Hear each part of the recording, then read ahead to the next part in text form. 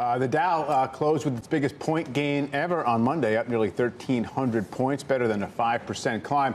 That surge helping the index recoup about 40% of its recent losses. The Dow did, of course, tumble into a correction. That dragged shares of JPMorgan right down with it. We are about to talk to someone who says that sell-off represented a good opportunity.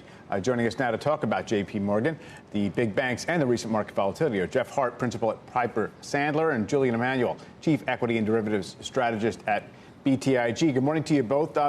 Start broad, Julian, with the markets here. What's your read on yesterday's strong bounce? Obviously, super oversold going into it. We did recover close to half of the index gains. Where does that leave us in terms of what's being priced in right now? Well, yesterday was literally a perfect storm of positives. Okay, you were historically oversold by virtually every measure. Had perhaps less bad news on the virus than the previous 48 hours would have expected you to believe.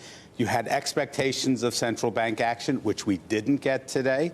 You basically had coalescing around a more business-friendly candidate on the Democratic side. Yep. Those all sound pretty tenuous, every single one of the things you just mentioned. Well, in an environment where the baseline for volatility is, the VIX is in the low 30s this morning, this is going to continue for a while, and it's a kind of environment that really requires patience. I know. I looked at the futures down 200. I'm like, wow, a little bit of a pullback because we're just used to much bigger moves very quickly. It's the new reality, and basically, if you look at yesterday, the last hour was much more an absence of sellers than urgent buying. And if we're talking as we are about the Fed, are they going to move before their March meeting with a half a point cut? Is it going to be something more dramatic from other central banks?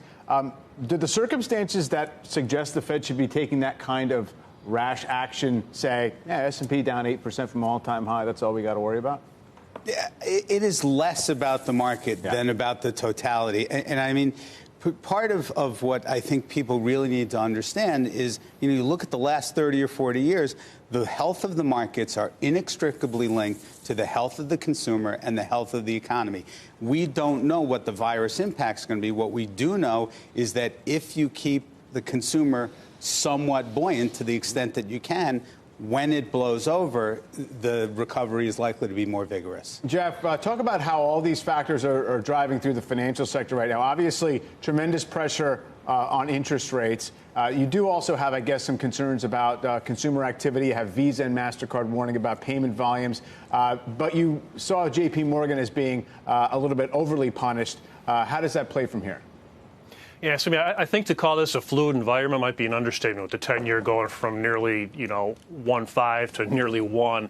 That's tough for banks. What we liked about JPMorgan here is not so much say, hey, this is the bottom, it's not going to get any worse. It's more of in what is now a much more fluid and difficult operating environment. I see JPMorgan as being the best position of the large banks to outperform in pretty much any environment we get. I mean, if the environment proves resilient and things are good, they've got the capital markets, they've got the scale. I think they can continue gaining market share, what they've been doing.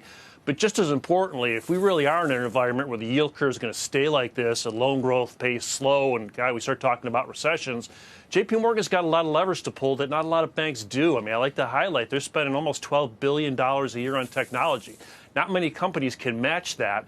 And if we really do get into an environment where revenues drop, they can cut that back. I mean, that's actually a lever they can pull to support earnings, which a lot of their competitors can't do. They've got almost, over 4% buyback of their market cap from last year's CCAR left to go. Again, that's a lot of earnings support. So when I look at JPMorgan, it's really, if we're in a tough environment, the strong get stronger, and JPMorgan is one of the strong. If the environment proves resilient, JPMorgan is going to continue being a market share gainer. And do you think, though, I mean, we're talking about Fed rate cuts. When that was the case before Fed was in cutting mode, the overall sector had a hard time performing well. Is that your premise right now, that essentially we are going to be in for those tougher times, therefore JPMorgan can be more resilient? I mean, the operating environment for banks was okay, right? Credit was still good. Rates weren't great, but they weren't horrible. Loans were still growing. Certainly all three of those things have come into question now, which should make it a tougher environment for banks. If we move in that direction, or even just the uncertainty of that direction, I think that plays a lot more directly into JPMorgan's strengths. But I think, yeah, as far as being a bank investor here, it's time to be more of a stock picker and be more selective. This isn't really the environment where you'd say, hey, this is great for banks, period. Yeah, and Julian, just quickly, I mean, you mentioned VIX still in the 30s. What would you be looking for as a signal that maybe the fever's breaking a little bit more? Well, we think we saw a bit of that last week, a very strange occurrence. If you think about it, the S&P 500 VIX, 500 largest most liquid stocks, traded higher than the Russell 2000 VIX. Small cap, less liquid, more volatile stocks. When that's happened, that's been a sign of really sort of hedging panic. We saw it on Thursday and Friday, and that has been a very good predictor of positive forward returns. All right, see if that can continue to bleed lower.